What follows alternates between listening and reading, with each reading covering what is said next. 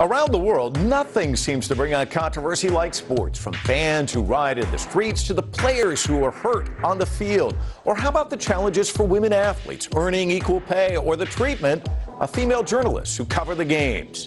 This week on Full Frame, we take a look at the ugly side of sports and talk with those who are taking a stand.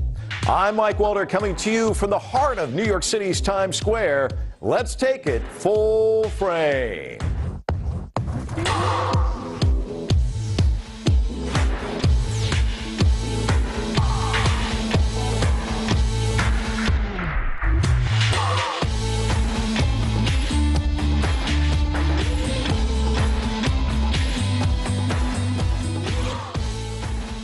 Football is known to many as the beautiful game and is arguably the most popular sport on the planet. Need proof? Take a look around and you'll find professional clubs and leagues in nearly every country. The marquee tournament, the World Cup, is able to unite the world like nothing else. However, the sport also has an ugly side. A history of xenophobia, racism, and homophobia has plagued football for decades. And as Russia prepares to host the 2018 World Cup, anti-discrimination groups have documented dozens of racist behaviors linked to the country's domestic football program, bringing into question the game's inclusiveness. Piara Pawa is one of the most respected voices in the fight against discrimination in the sport. He's the executive director of FAIR, Football Against Racism in Europe, an organization dedicated to ending bias in the world of football. Piara joins us from London to give us a real-time sense of football's social challenges. And we want to welcome you to Full Frame. Hi. Let me ask you this. It seems like both my kids, when they were growing up, football essential. It seems like it's that sport everybody plays around the world. Talk to me about your upbringing. When did you discover the ball? How important was it for you as a kid? And then link to us discrimination. When did you first start to see it as a part of the sport? Well, I grew up as a kid from immigrant parents from one of the British colonies, playing football like every other kid does in this country. Really, you can't get away from it. It was the same when I was a kid. It's the same right now. So that sort of interest, that love develops very early on TV, in the playground. I think it's fair to say football here in the UK and in other countries in Europe is a national obsession. It probably is one of the most leading cultural forms that we have. There is not much else that can replace it. And then, of course, growing up or with the background that I had, one has to face discrimination, exclusion. You see that around you. It's part of the challenges of life. And then I think you look at people who are getting mobilized, you look at the lead that the parents give you, and it follows on naturally, I think. Some of us, to some extent, people with my life experiences, become individuals who are looking to challenge the barriers that when we were kids, as we grew up in our 20s, we felt that faced us achieving to the best of our abilities. So you love the game, undoubtedly, but there's a part of it that you must hate. Talk to me about that transition when you first started to find your voice and started to challenge what is ingrained in the sport, in a sense. Yeah, I think, for many of us who grew up when I did, throughout the sort of 80s and 90s, we saw things going on inside football in a way that it was very much a reflection of things that were going on that we were seeing around us. Some of the nasty things in terms of explicit racism in particular, which was the most visible part of the discriminations that you could see at that time, partly because there were black players and partly because we felt that challenges that were being made in the school system, on the streets, in workplaces, were in many ways being undone by things that were going on in football. So it was a very visible part of British life, European life, that was beginning to counteract the things that many of us stood for, many of us knew needed to be achieved in other parts of life. So there was a contradiction there.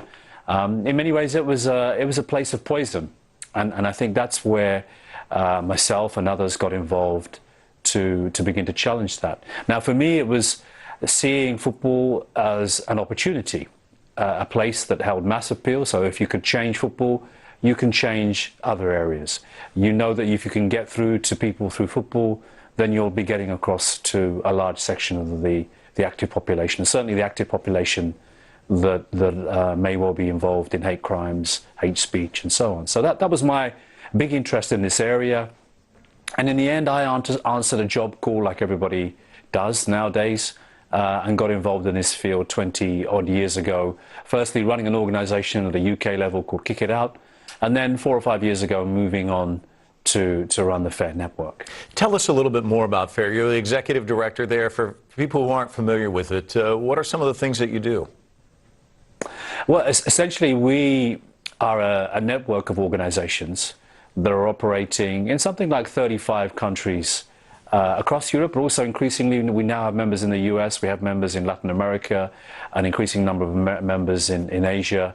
And the idea is that we bring people together, we act as a secretariat to facilitate campaigns that can be run on an international level. So, for example, one of our biggest campaigns is something that we call the Football People Weeks, which takes place in October. But then we also act as a central hub for information exchange, for monitoring activities that are big. And essentially our big gains in football have been made through our partnerships with UEFA and then more recently with FIFA. And then how we can link those partnerships, those relationships up with some of the things that are going on in the ground at a country level, on playing pitches across Europe and increasingly the world, and how we can then bring that movement together to create real meaningful change. It's interesting, I saw an interview with you where you said 4 words which I want to throw back at you because I think it says a lot. You said it goes quite deep. And when you think about it, it's generational. And it's scratching layer after layer off, isn't it? I mean, how tough is this struggle for you? I think the issue that we have really is that if there is something going on in the streets, you can bet that it will be reflected in football. That's the way, that's the role that football plays now. It's a mirror to things that are going on socially. And I think that things that we see in London, we don't necessarily see, for example, in Warsaw in Poland, or indeed in Rome in Italy. So it's a very varied picture. Europe is a very big place. And increasingly, of course, if we're looking at realities in Latin America, there again, you have other realities. And yes, I think some of this, in our experience in Western Europe, in Germany, in France, in the UK and Scandinavian countries, is that this is a generational thing. If you keep plugging away, keep getting the messages out there, keep making gains that are also about good governance, as well as the campaigning gains, then you can create change. But I think there are many other countries where political leadership, where the politics on the ground, the way that people are organising, the way that people are responding to the challenges in their everyday lives by blaming outsiders means that we've got quite a struggle on our hands. And I think that's what I meant by this goes deep, because that's certainly a statement I would stick by. I was watching this documentary. I want to throw out some of the words used: graceful, dominant, takes your breath away, best striker ever. And they were talking about Thierry Henry. And I saw an interview with him where he said, you know, it's so tough to play this sport that people are calling you monkeys. They're spitting on you. And you think about the difficulty of playing this game and what it takes, the stamina. But then also have to take in all of this from the fans. It's amazing the career he has, but it's heartbreaking to hear his story. And it can't be just an anomaly. There have to be a number of players who've done basically dealt with the same sort of thing. Talk to me about how heartbreaking it is to hear these stories, and what does it do to have somebody who's got that marquee value out there talking about this issue? Well, it's very important. On your last point, it's important that we have people who have the record of achievement as an athlete that Thierry Henry has. Because I think that sometimes people, if this is not your lived experience, if this is not something you can relate to easily, then people have difficulty making that leap in the imagination, understanding what someone else's reality is about. But where you have Thierry Henry, one of the world's greatest players in the modern era, telling you this is what he faces, you have no reason to doubt what he's saying. He has no reason to make it up. So that's, I think in that sense, people like Thierry Henry are great advocates, great leaders of the movement that's developed. Now, I was sitting next to somebody on Saturday night at a dinner, a guy called Cyril Regis, who was one of the first black players to play here in the UK. He was an amazing striker. He was the Thierry Henry of his time in the 70s and 80s. And he was sent bullets in the post when he was selected for England, merely because he was black. And the people who were sending him the bullets were giving him the message that, look, we don't want you to play for our national team because it's our team and not yours. You're black, therefore you are an outsider, you are the other. And if you do play, then this is what you will face. Now, of course, that threat, luckily, was never made good. Cyril went on to play for many times for England and had a high-level career. He was an amazing player. But that sort of reality is one that's been faced by 2 or 3 generations of black players and other minorities who have played professional football at the highest level. There was a time when it really was a bear pit, and getting through that bear pit was a struggle for many of them. And I think there were many others that didn't make it because they just psychologically perhaps couldn't cope with the abuse that was thrown at them. Yaya Toure, I saw an interview with him where he said, you know, I'm proud to be an African, but some of these fans see me as an animal. Again, just this very raw dialogue. And what was interesting about it was the network that aired this interview afterwards came out to a white presenter with someone from, obviously, football, an older gentleman who was also white. And he said, what about this? Do you think he's been discriminated against? And the guy said, well, I just don't see it.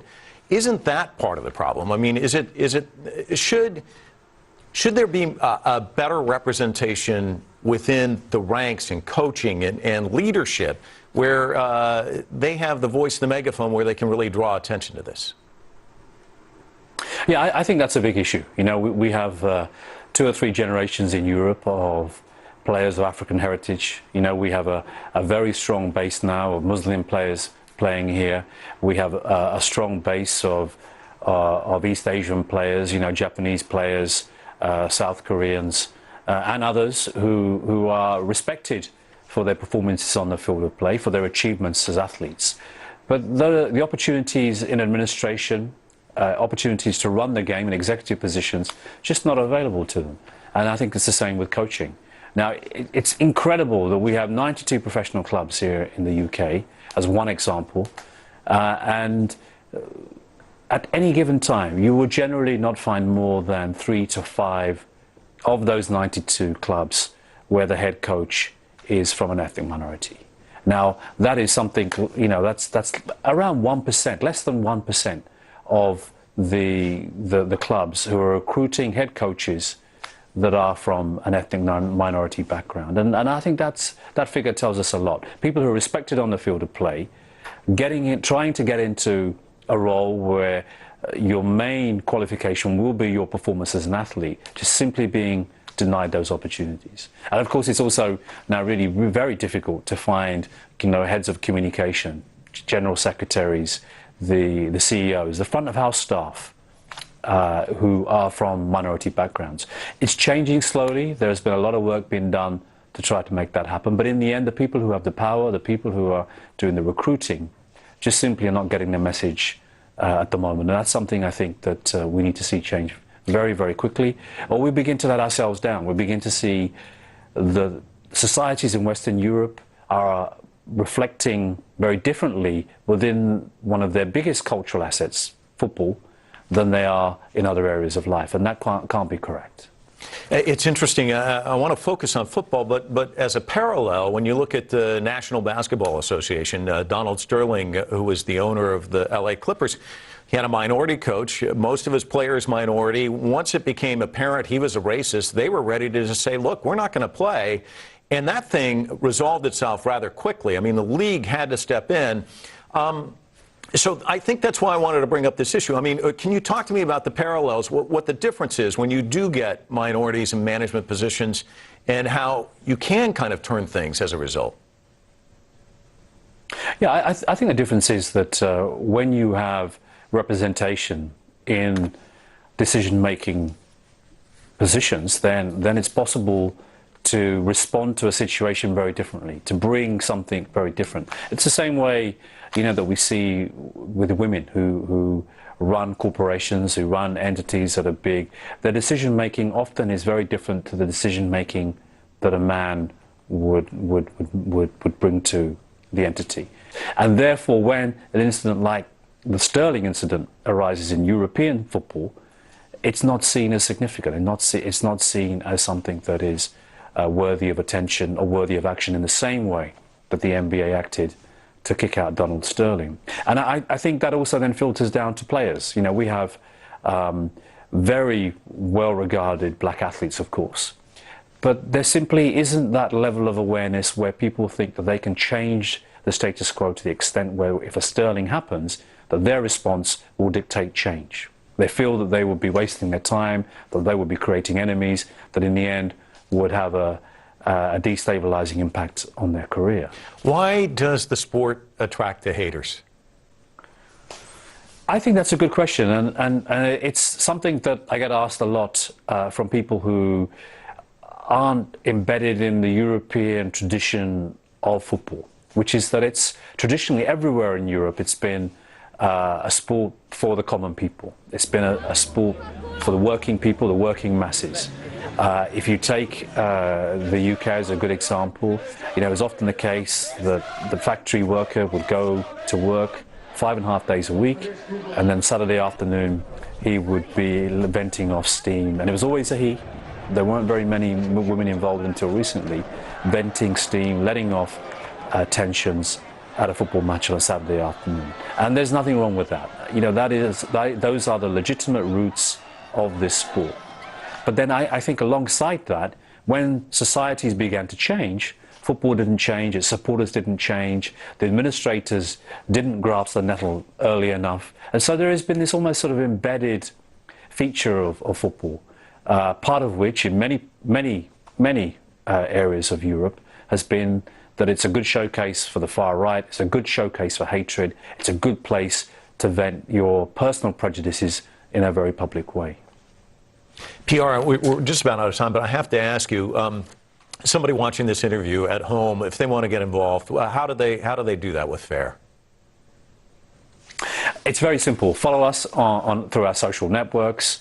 We like to keep people informed of what's going on. You can follow issues that are taking place on this agenda across the world of sport. You can get involved in initiatives that we're involved in. And look, just reach out. If people want to get involved, just send us an email, tweet us, and you'll always get a response. And we're very open. We're looking for collaborations. We're looking to reach out to new people, and we hope that we can do that. PR, thanks so much for your time. Thank you very much. Coming up next, the dangers of repeated sports-related concussions.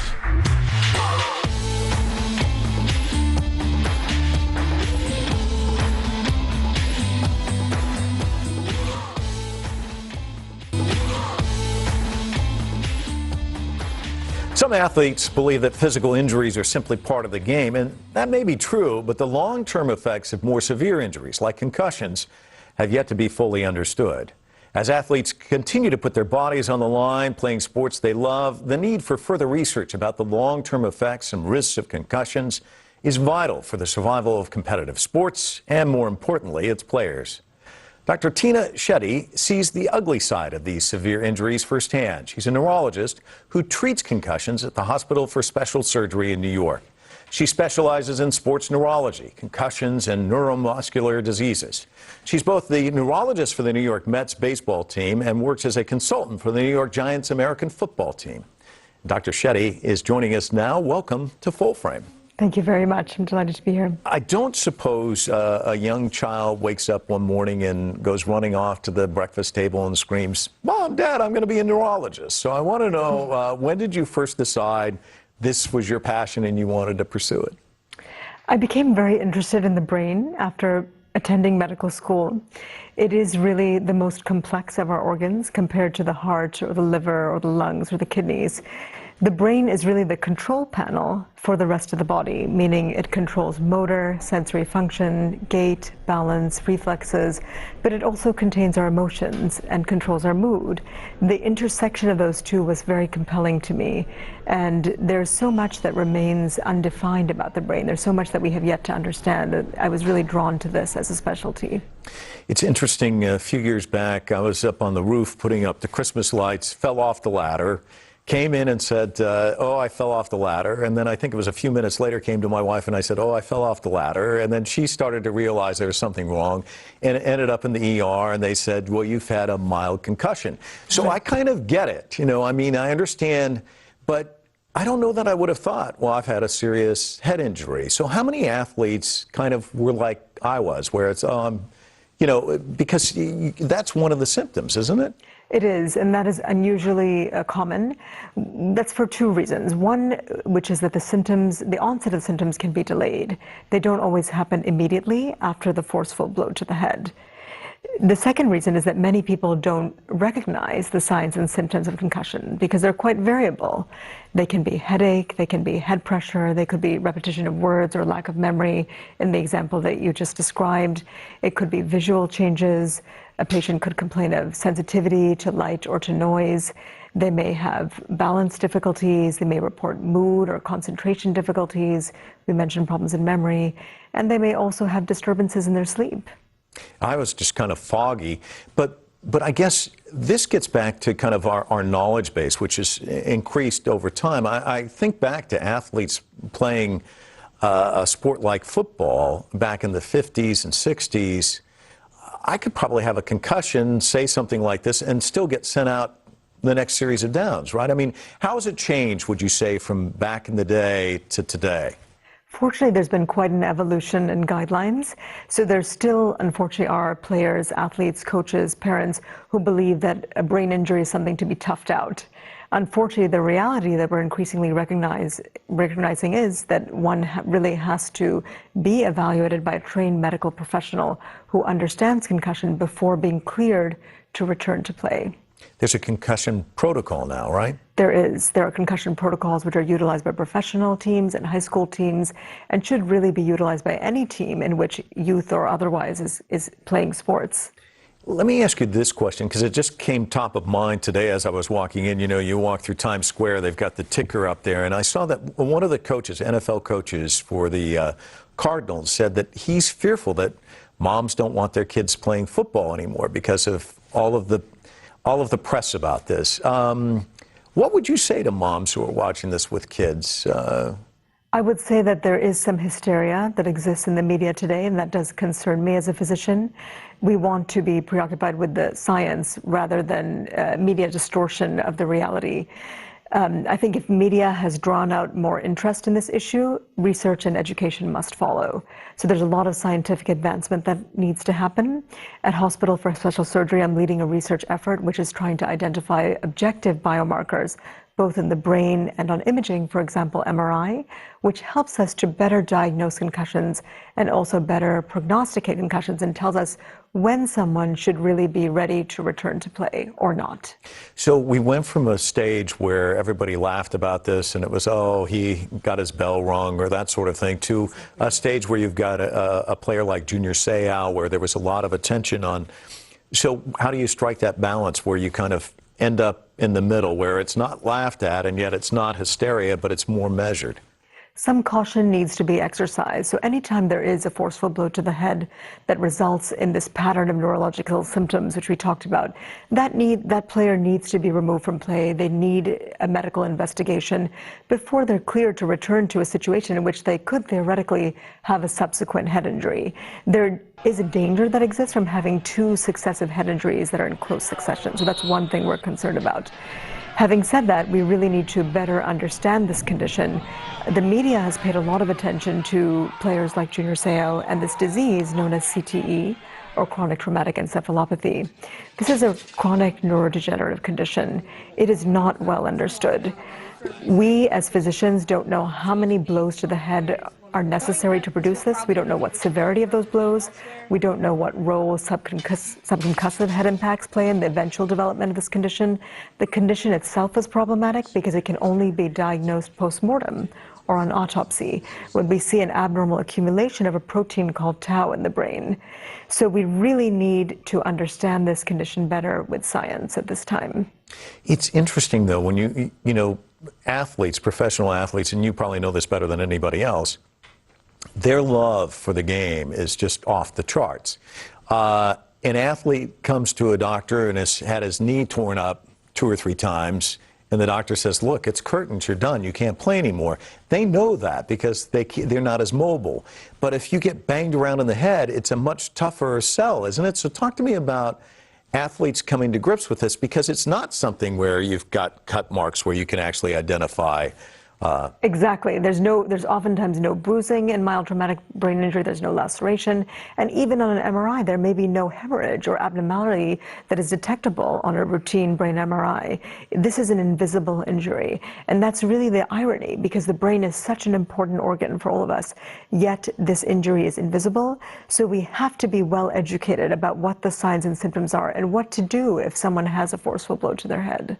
You said invisible, so that's the I word. The other I word that people don't think about is individual, because one athlete may bounce back rather quickly, another might struggle, and it may be because they've been hit several times. Talk to me about the individual aspect of this, because you have to, I guess each patient is different, aren't they? Each patient is so different. Concussions are remarkably individualized. That is because every brain is different. The environmental influences, the genetic influences are different from one person to another. The force of each blow that is exerted in the concussion is different in each player. The circumstances of the recovery are different. How much rest each person takes, how much time they're withheld from exercise. So all these factors play into that recovery, which is why it's so distinct from one person to another. Athletes who come to you and you caution them, I'm sure most of them just want to get back on the field. How concerning is that for you, and how do you convey to them the seriousness of it, because it's invisible, as you said? I try to have a very personal conversation in which I explain the risks of returning to play too soon.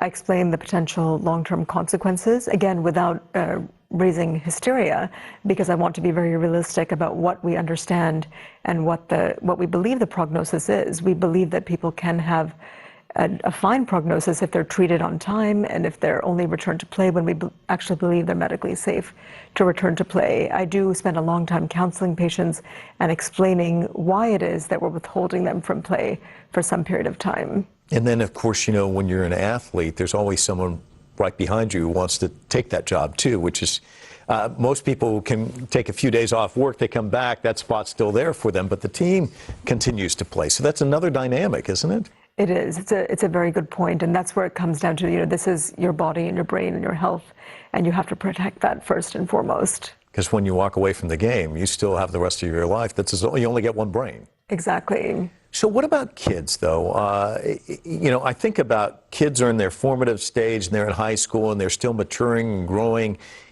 Is a concussion tougher on them? Is it worse? I mean, how does that factor into all of this?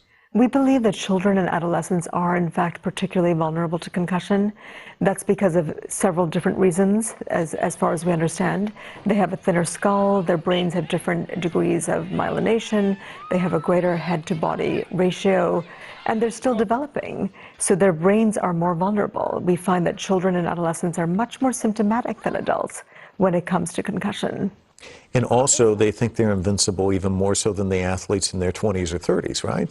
Right. It's harder for them to understand or recognize those long-term impacts and the dangers of returning too soon. So what have we learned about concussion management along the way, and what more do we need to learn? One of the main problems in concussion management currently is that we don't have an objective biomarker. So in my research at the Hospital for Special Surgery, we're leading several efforts where we're trying to identify both imaging and blood biomarkers that help us both diagnose a concussion, tell us how severe it is, and help us with decisions like return to play, and also potentially help us with treatment and long-term consequences. So when you first entered this field, take me from that first day to today. How much have you learned about concussions, would you say? I mean, is it dramatic, or is it still just kind of a gradual? It's still evolving. There's still a lot that we're trying to understand. The guidelines have changed quite a bit. So in practice, management of concussions has improved a great deal from some time ago, but the science still has a long way to go. The science has a long way to go. What about the teams? You know, we think about the NBA, Major League Baseball, NFL. It's still a business. You still have to put the guys out there on the field. You want to put people in the stands. If it's a star player, they certainly don't want them sitting. How tough is it to convince them of the importance of these steps in terms of protecting these athletes? I believe there's several forces that are going right now to try to improve awareness. I think the coaches and the players, are having conversations about this. I believe players' families are increasingly concerned. So I think there has been improvement, and there needs to be continued improvement in that regard. What does the future hold for your type of research and your profession? It's obviously going to be a bright future because we can never learn enough about this thing, right? Exactly. I believe that technological advancement is essential. We're working at Hospital for Special Surgery on improving our MRI techniques. So if we're able to achieve that, then we would have a sequence potentially that could detect brain injury and help with prognosis and management decisions. Tina, thanks so much for coming on the show. Appreciate it. Thank you. It's a pleasure. When we come back, a conversation with a pioneer in the fight against sexism in sports.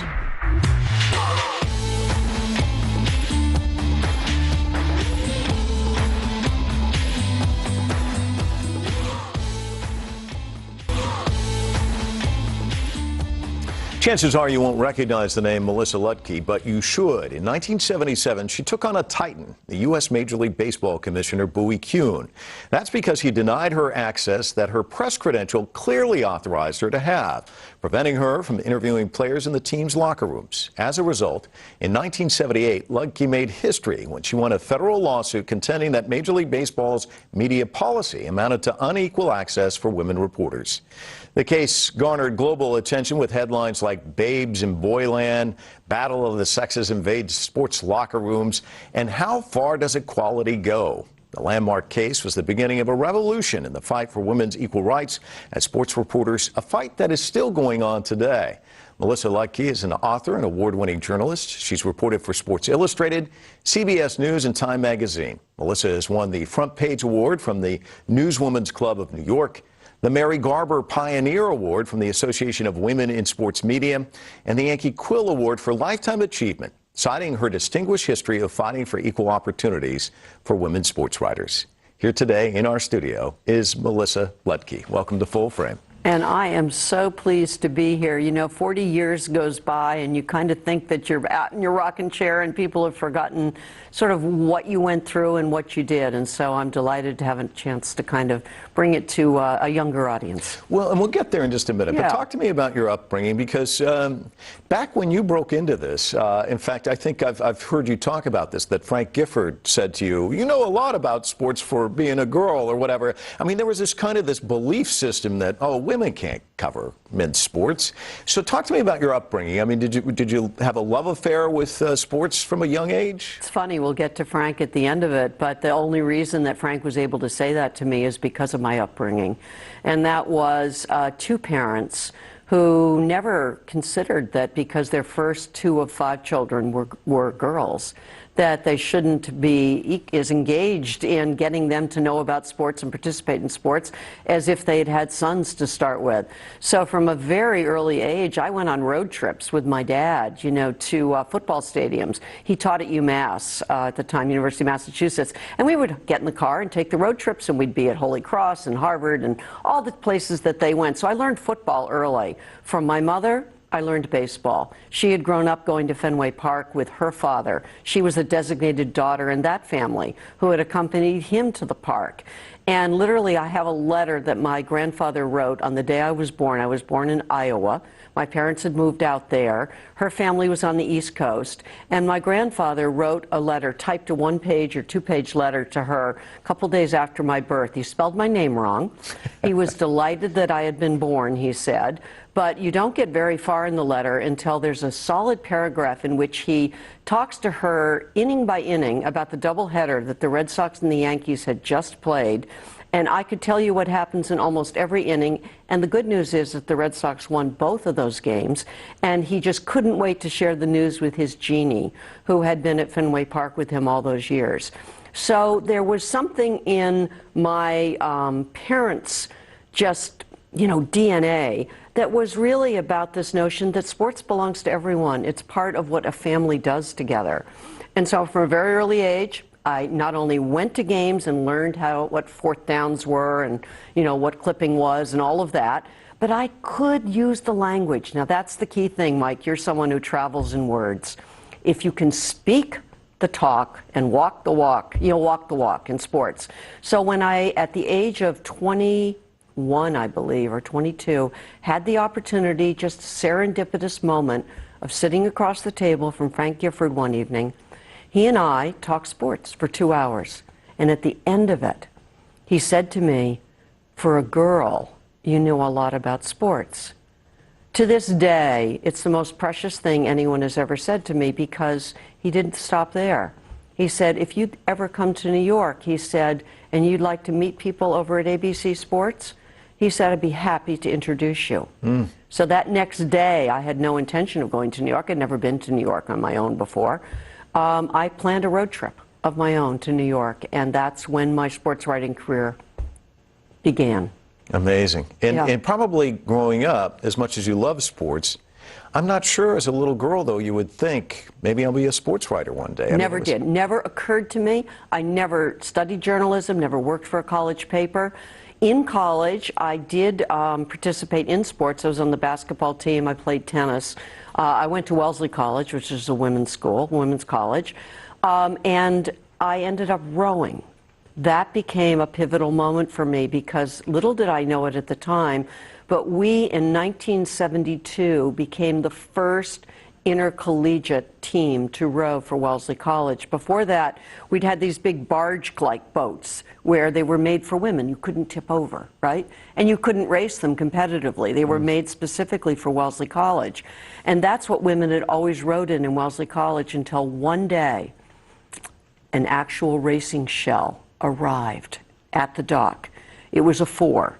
And I happened to come, again, serendipity. I happened to arrive at that moment, and the coach said, "Get in the boat, you're rowing." And that became my lifeline to competing on the first intercollegiate crew team that Wellesley ever had. Now, that is 1972. This is an all-women's school. We had never had that before. I have a photograph I keep on my wall of my grandmother sitting in the stroke seat in 1907 in one of those boats at Wellesley College. So again, you can see that my sort of legacy, my thread, to sports goes back a long ways. But no, even with that, I would never have ever thought I would become a sports writer. It never occurred to me. It's interesting. There were no models. There was no one to look at to say, this is something that's possible to do. So why would I imagine myself doing it? Plus, I majored in art history. Right. I mean, please, okay? Made you perfect for the job. Let me ask you this, because when I was in college, I remember as an intern getting press credentials where you could go, and I went to the LA Lakers and the Dodgers. And I remember even then, women going into the locker room, what they had to go through. I had 5 sisters, so I think I have a sensibility when it comes to women. And I couldn't believe what they had to endure. And I'll never forget, one reporter asked me if I bring in the tape recorder. She asked me if I'd take her tape recorder one day, because she basically couldn't take it anymore. Just didn't want to do it. Yeah. And I said to her, "Look, come with me. We'll go in together. I'll stand next to you. But if you don't go in, they win."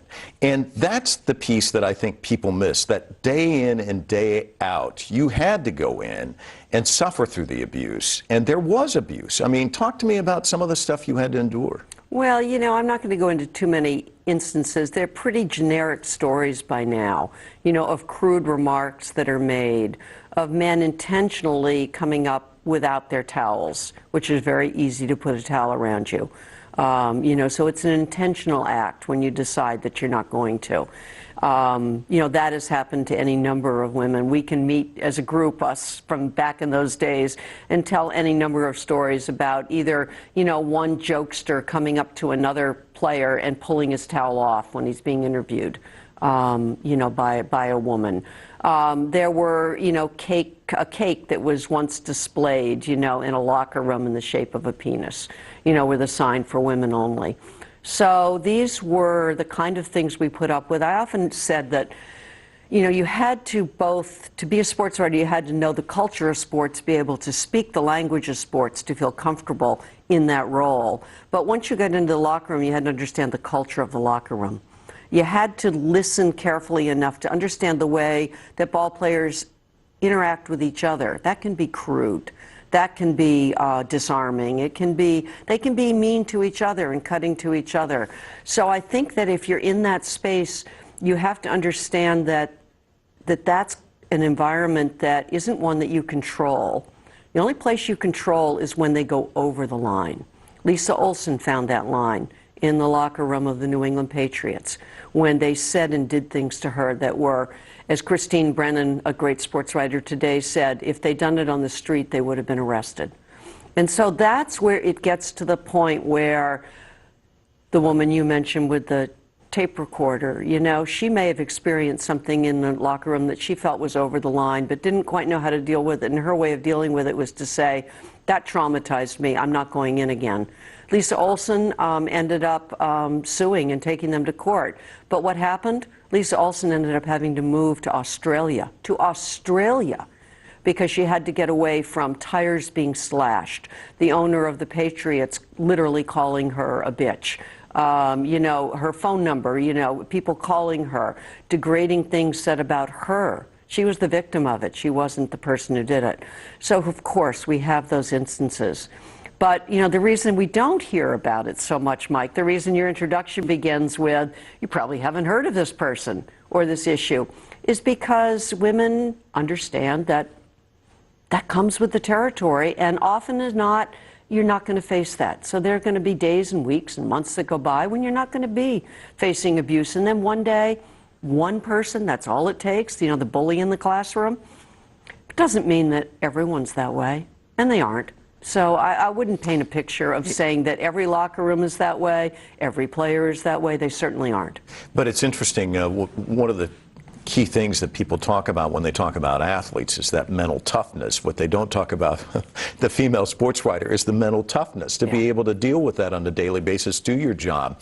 But there were people along the way, and I think that's what, you know, you can end up in one camp or another where all those negative things that happen in your life, you dwell on that. You tend to talk about the positives, the Frank Giffords. I really try to, because I think that despite the challenges that, you know, women who go into this profession now, and I am happy to say that one of the great optimistic things to say is that today there are thousands and thousands of women doing this job around the country. They may not be on camera, they may not be doing the print, but they're in sports media in some way. They're working for baseball clubs, they're working for football clubs. There is an enormous progress, you know, that's been made in that regard. So we still ought to not forget that the challenges remain on that, what you call the negative side. But we have to look at that as sort of I think, a teeter-totter in some ways. How pivotal was that lawsuit against Bowie Kuhn in winning in terms of opening the door for the thousands you're talking about? Oh, I think it was enormously pivotal, in part because it got so much attention. You know, it did get the headlines that you like. I mean, what's better? You know, women barging into places they don't belong, you know, the boys' club, naked men on the other side of the wall, the potential of shower. I mean, what is better for headline writers? You can only imagine them salivating, you know, at the news desk as they're able to think about, what's the headline I can write with this? You know, she goes in to cover the, you know, what's bare. I mean, you can name it. It was puns and puns and puns that, you know, galore. So because of that, it did get an awful lot of attention. And I think that attention, once we turned out to be successful, really galvanized those younger women who, like me before them, had not seen role models. Now they saw it. You know, I've gone back in my files now as I'm thinking about writing this story, and I've been over at my lawyer's office. They have boxes and boxes of files, and in that I've found letters that 14 and 15 and 16-year-old girls wrote to me during that time. I'm glad to say that I've also found evidence that I wrote back. And they saw in what I did and what others of my generation did, because there were others covering basketball, hockey, etc., who also made the inroads in their own ways. Jane Gross in basketball, Robin Herman, you know, in the NHL. We should not forget them as well. But, you know, I think each of us recognize that we've made a difference in lives of girls and young women who've come after us. You said make a difference, and yet you still have to read the headlines. Erin Andrews' case, Sure. The women's soccer team. I mean, there just seems to be, is it one step forward, two steps back? Or, I mean, is there or do you read those articles differently than perhaps I might? Well, let's say 3 steps forward, 1 step back. Let's again take it on the optimistic side of that teeter-totter. Disheartened, distressed. I mean, those are words that I used frequently when I use social media to sort of engage in conversations about what I see out there. And I don't know if I read the stories differently. I can only read them as I read them. I read a story and follow a case like Erin Andrews with just enormous feelings of pain. Of pain that it can really be these number of years that has gone by, you know, since I raised the issue of women's role in this industry. And here she is, treated this way, and others. And others. I mean, we hear the stories every once in a while, and we all read the headlines. So, yeah, it's extremely disheartening. But you're right. They have to continue to be out there, and the progress is being made. You know, we have Jessica Mendoza. Jessica Mendoza, who grew up playing, you know, competitively playing softball. Now she's sitting on Sunday nights in the ESPN broadcast booth doing Major League Baseball. She is there in the booth. She is not, and this is important, she is not on the sidelines. She is not a sideline reporter who's only on air for maybe 3 to 5 minutes a game, you know, does the injury reports from the sidelines. She is in the booth. She is a voice that they will be hearing inning by inning by inning. Susan Waldman is the radio commentator for the New York Yankees. She's been doing that for 10 years. Those are signs of progress. We're making it. So that's the optimist in me. You're a glass half full person. I like that about you. I am. But let me take the slashing of the tires back in the day to the slashing and cutting remarks on social media. That's something you didn't have to deal with, and yet women reporters deal with that on a daily basis, don't they? You know, young people come to me often. They're writing their senior papers on my case, and here's their question, the young women. They say, how did you do this? It must have been so difficult for you back then. I say, you know what? I want to put this in a little context for you. In many ways, I feel it was easier for me because what I faced was a legal barrier. And I had a court to go to where a case could be argued in a civil way. Evidence could be presented and a decision rendered. If anyone wanted to write about what I was doing, and many people did, and most of them were sports columnists then were men. I'm glad to say that we have many sports columnists today who are women. But back then it was mainly men. But you know what? Often they had their picture and they had to have their byline on what they wrote. And so back then, what they said about me and what they said about this lawsuit in general was so tame compared to what women confront today. And it isn't that they're taking on the same challenge as I did. They're just writing their opinion. And yet, they are turned into sexual objects. The misogyny that they face online is just beyond my comprehension. How we've sunk to a point where this can be the way that a woman is treated for uttering an opinion about sports. Basketball court, tennis court, but the court of law. It's helped you. It's helped Erin Andrews, the women's soccer team. They're now. They're Any now words of moving advice? to the court of law. Yeah. So what would you tell them? Because it's a journey, isn't it? It is a journey, but you know, they are emboldened by taking this action. Before, they were sitting in sort of this position of feeling out of control of their own destiny. Now they're taking control of it, and that's good. That's always a good feeling. You know, for all I went through, and I did go through a lot in terms of being the person to stand out front and take this. There were a lot of things said to me, and I learned a lot about things that were said behind my back when Roger Angell wrote a piece for The New Yorker called Sharing the Beat. Those things weren't said to my face, but they were said about me and about women in general doing this. So, you know, today I would say to those women, you know, be bold, walk the path you're walking. It's the right path to go. Women below you, beneath you, girls coming up today will lead better lives because of what you're doing. I think they'll prevail. I think the evidence ought to make them prevail. We ought to be at a point where, you know, equality for the work done, you know, ought to exist, you know, in pay. But again, Mike, you know as well as I do that this is not just happening on the sports field. The sports field is amplifying it. It's bringing it to our attention in ways that maybe we've gotten tired of hearing about the 79 cents or the 89 cents, you know, to the dollar. But this is happening in all realms of life today. The pay gap is still there. So the fact that we're hearing about it now through women's soccer, that we're hearing anew about it in terms of women's tennis, after all that Billie Jean King and Serena Williams did to make pay equity something that happened on the Grand Slam Tour, and now we're finding out, well, it happened there, but there haven't been a lot of people that have followed. So let's keep it in context. Let's keep being optimistic that through these kind of actions it will change. The courts have been good places for us to take our grievances, and once the evidence is presented, the courts have generally found in our favor, which I think speaks to the sort of righteousness of our cause.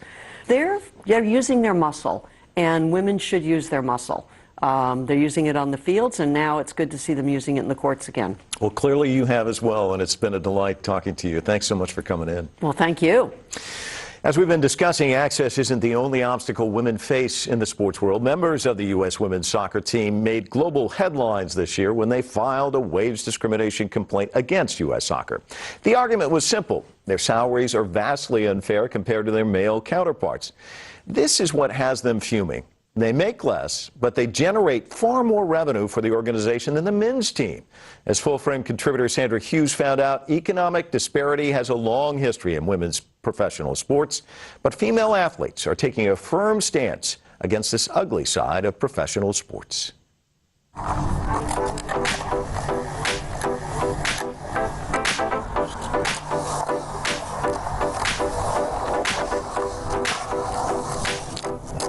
When Mimi Knoop first dropped into skateboarding, she knew she was hooked. It was the same for Carabeth Burnside.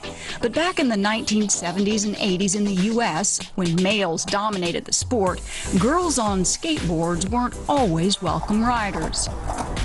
Well, when I first started, I really liked skating, but everyone always put down me being a girl in skating because girls don't skate.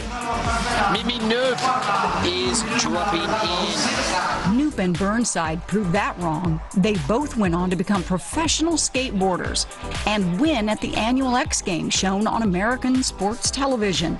But just because they played didn't mean they were getting paid, at least at the same level as the men. So back then, 2005, for example, I think first place for women was $2,000 and first place for men was $50,000 at the time. Knoop and Burnside didn't get angry. They got active and formed an alliance along with other female skateboarders to boycott the X Games in 2005. Overnight, they brought the issue of pay disparity to the world television stage. It took time to get the women's pay up to the men's, but they were simply wanting equality. I think it was 3 or 4 years later, 2009, I believe, it was announced, Eagle Prize purse for all X Games events. These days, female athletes aren't always dependent on television coverage. The internet has changed the game, and now they can reach their fans in an instant. We've been able to grow our own audience, fan base, pretty widely, just having direct access to social media, being able to put out content that way. So I feel like there's a lot of different doors that are open now that weren't, a few years ago. Burnside was the first female athlete to be supported by Vans shoes when she was on the first U.S. Olympic snowboarding team at the 1998 Winter Olympics in Nagano, Japan. After a career as a pro snowboarder, she still came back to skateboarding, but admits it's hard to make a living. 4 decades after Title IX, the U.S. legislation aimed at leveling the playing field for girls and women in education and sports, women have made significant strides. Female athletes compete in almost every sport.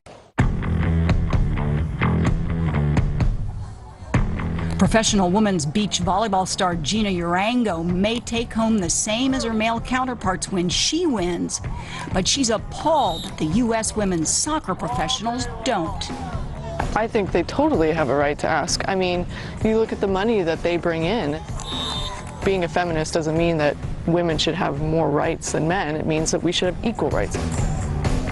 Still, Urango admits, unless you're playing in the NFL or NBA, sponsorships are what keeps an athlete afloat as they work for the top spots in their sports.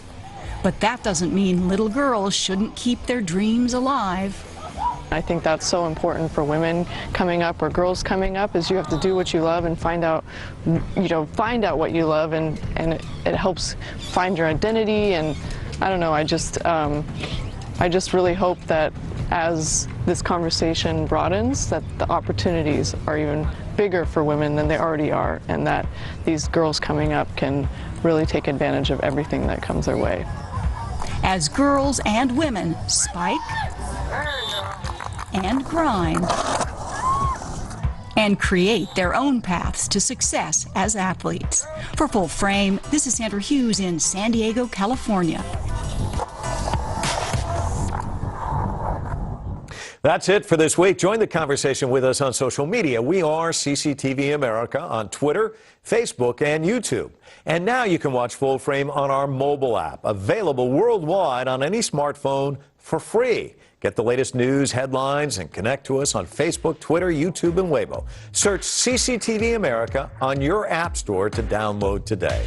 All of our interviews can also still be found online at cctv-america.com. And let us know what you'd like us to take Full Frame next. Simply email us at fullframe@cctv-america.com. Until then, I'm Mike Walter in New York City. We'll see you next time.